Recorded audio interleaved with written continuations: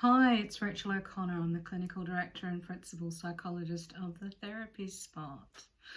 I wanted to talk some more about building resilience during COVID, and I don't know if you guys recall, I recently gave a presentation to some business owners about a 3-step model that would help them build resilience and survive and thrive during COVID. Now, it had the 3 steps, which was compassion, care, and connection. So I've been giving you guys little snippets of that over the last few weeks. So I wanted to talk a little more around one of those pillars, which would be compassion. And I know you don't all listen to everything I say, so I'll just rephrase some of the stuff from before. So compassion is what we know to be scientifically effective for people when they're dealing with difficult times. So there was a study that showed the impact of compassion, and it was done with rabbits, I think in 1960 or 1970, I can't remember. And they were trying to prove, for those of us that were alive back then, that high-fat diets would lead to increased cholesterol. So they were feeding these little rabbits all this high-fat stuff. They tested their cholesterol before the test, before they fed them all the high-fat stuff, and they took a test of their cholesterol at the end after all the high-fat stuff. So should be low, should be high. That's what they were hoping for. But their results were confounded because one of the groups of the rabbits that were treated actually came back as 40% better than what they were expecting. So they had some rabbits who were fed all the bad foods, their cholesterol was high. This set of rabbits were fed all the bad foods, their cholesterol was not as high as they thought.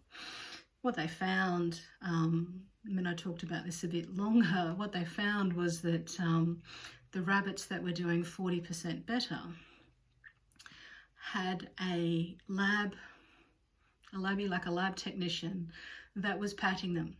And the lab technician was patting them, singing to them, and greeting them, and being kind, being compassionate towards these rabbits that were in a scientific experiment. So they repeated it again and they found the same results. So the impact of kindness and compassion and maybe singing can have an impact on your inner health. So right now, while we're going through this pandemic, which thankfully in Australia is not quite as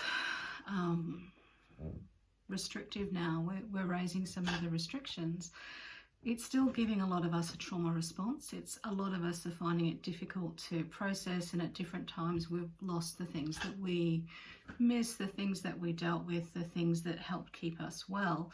I know someone I was talking to today was talking about how much they like yoga, and they haven't been able to go to yoga classes. And even though that seems like a small thing, when that's your way of mental health and the only hour a week where you actually get time from work, time from family, and time that's just yours, that's over a series of weeks, that adds up and it's significant.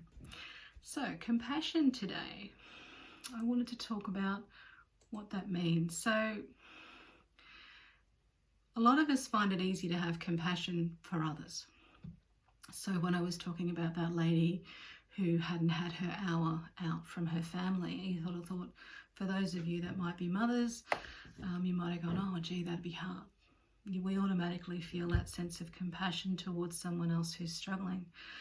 Self-compassion, which is what we're hoping for here, is when we have that same level of compassion or warmth and understanding towards ourselves.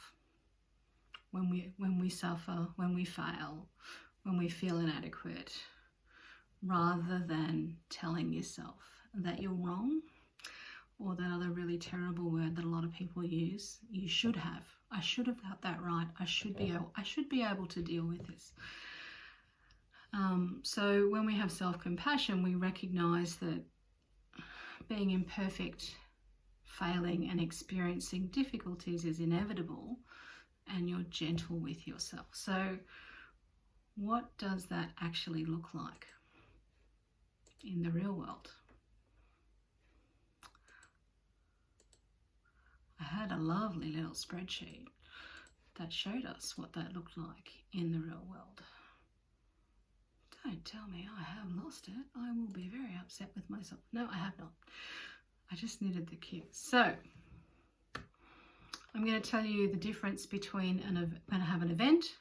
We're going to see what the critical mind would do, which is what most of us default to, and then to what a compassionate mind would do.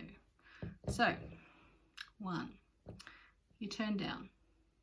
You applied for a grant, say, or you applied for a job and you didn't get it. Critical mind, told you you're not good enough.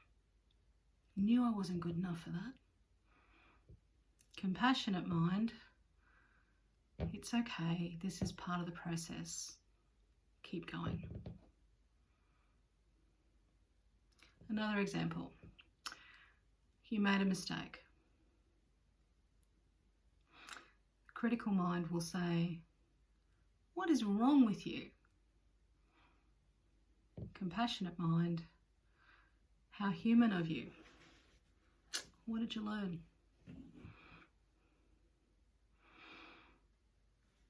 Another example, an emotion persists for a few days. You feel crap. Critical mind, get over it. You shouldn't feel this way. Compassionate mind, it's okay to feel this way. What do you need? So we take that emotion as an example for how you're going to cope moving forward. So if we have an emotion where you're feeling pretty awful or you're feeling overwhelmed, if you're in a critical mind state and you are telling yourself you should not feel like this, get over it, just get up, just get moving. If you've had that emotion for a couple of days and that's how you're speaking to yourself, it's going to be very difficult for you to move that emotion, because you've got your own guilt, your own self-flagellation where you're feeling crap and you're giving yourself more crap. You're making yourself feel worse. And a compassionate mind, so our example with a compassionate mind said, it's okay to feel this way. What do you need? So I've been feeling bad for a couple of days and then I go, it's okay to feel this way. What do I need? Okay, maybe I need some exercise.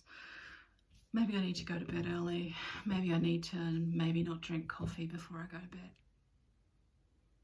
That's kind of like a solution-focused response. So that person who's been using their compassionate mind, they've been feeling crap for a couple of days, goes, I'll go for a walk. So they go for a walk, they get some fresh air, they release those lovely chemicals, those lovely endorphins in their body.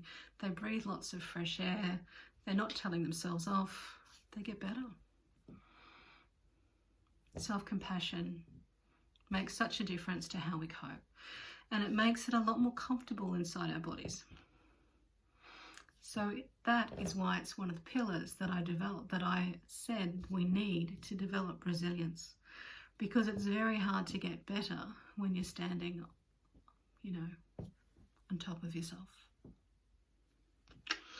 So it's Rachel O'Connor on the spot at the therapy spot talking about compassion. I'll check in with you guys soon and we'll catch up and learn some more interesting stuff on how to build resilience. See you next time.